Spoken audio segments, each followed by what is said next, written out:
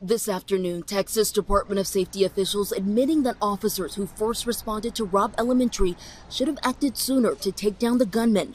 Authorities say the incident commander believed he was no longer dealing with an active shooter, but a barricaded subject, and that the children were no longer at risk. Hey, for the benefit of hindsight, where I'm sitting now, of course it was not the right decision. It was the wrong decision, period.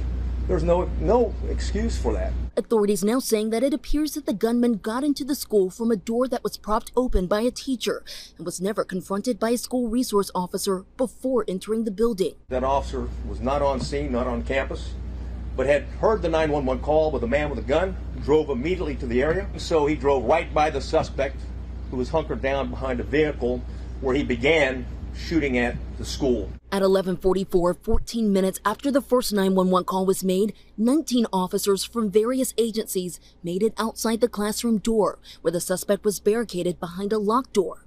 But they did not go in. Instead, they waited for a tactical team, which arrived about 30 minutes later. During today's press conference, authorities talking about those 911 calls that came in from inside that classroom. You could hear over the 911 call that 3 shots were fired. 35 minutes after CPD SWAT arrived, officers breaking through the door and killing the suspect.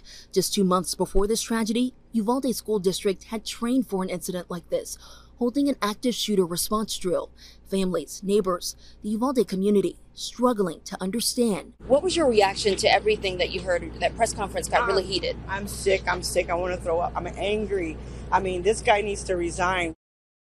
And questions still surrounding those 911 calls from children inside that classroom. Dispatchers knew that there were some still alive. Officers on the scene apparently not told, raising more questions and concerns about that communication breakdown. Morgan Norwood, ABC News, Uvalde, Texas.